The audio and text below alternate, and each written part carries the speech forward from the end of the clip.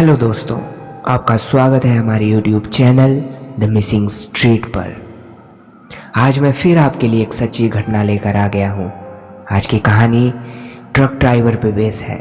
आज की कहानी हमें भेजी है विशाल ने, जो कि एक ट्रक ड्राइवर है।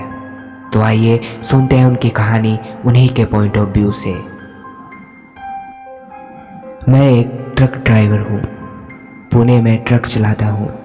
हमारी लगभग 18 से 20 घंटे की शिफ्ट होती है, इसलिए ट्रक में 2 ड्राइवर होते हैं। एक रात मैं ट्रक चला रहा था और मेरे साथ वाला ड्राइवर सो रहा था कि अचानक से अजीब सी आवाज़ आनी शुरू हो गई, जैसे कि मेरे ट्रक में कुछ फंस गया हो। लगभग 2 बज गए थे। मैंने एक जगह पे ट्रक रोका जहाँ अच्छी खासी लाइट थी और वॉशरूम्स थे। मैंने साथ वाले ड्राइवर को जगाया और उसे बताया कि ऐसे ट्रक से आवाज़ आ रही है। हम जब ट्रक से उतरे ये देखने के लिए, तो अचानक किसी लड़की के रोने की आवाज़ आने लगी। हमारे आसपास कोई घर भी नहीं था जहाँ से रोने की आवाज़ आ सके। हमने यहाँ आसपास किडनैपिंग के बहुत किस्से सुने थे, इसलिए हमने सोचा कि चेक करते हैं, क्या पता किसी की जान बचा सके। हमने अपनी टॉर्च उठाई और वॉशरूम्स की तरफ जाने लगे, क्योंकि आवाज़ उसी तरफ से आ रही थी। जब हम पास गए तो हमने देखा कि वो आवाज़ औरतों के वॉशरूम से आ रही थी।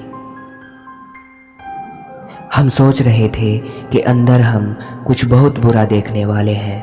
हमने सारे वॉशरूम, सारे कोने चेक किए, पर वहाँ कोई भी नहीं था। सिर्फ सिसकियों की आवाज़ आ रही थी। हमने वहाँ की लाइट ऑन की और हर कोना चेक किया कि कोई स्पीकर तो नहीं, शायद जहाँ से आवाज़ आ रही है। हम उतर भी गए जहाँ ज़्यादा आवाज़ आ रही थी, पर वहाँ कोई नहीं था।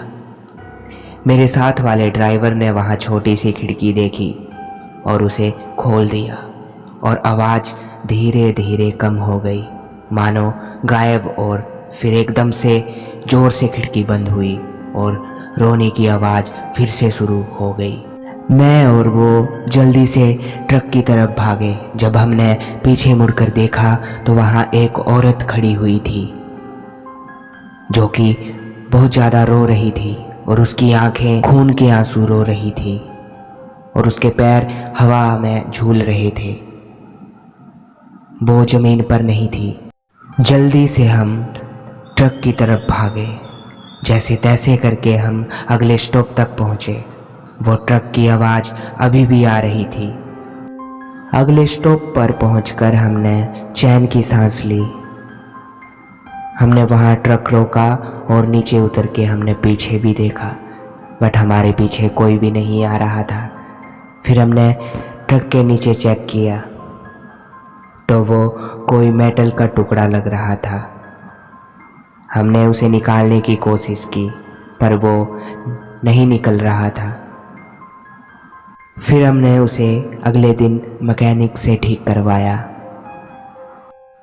अक्सर सुनसान रास्तों पे ट्रक ड्राइवर्स को ऐसे एक्सपीरियंस होते रहते हैं।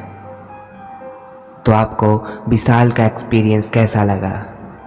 अगर अच्छा लगे तो लाइक, शेयर एंड कमेंट ज़रूर करें, और साथ में ही हमारे चैनल को सब्सक्राइब करें और बगल में बने बेल आइकन को भी ज़रूर दबाएं, ताकि हमारे आने वाली वीडियोस की नोटिफिकेशन आप तक ज़रूर पहुंच पाए। मिलते हैं आने वाली सच्ची डरावनी कहानियों पे। तब तक के लिए धन्यवाद।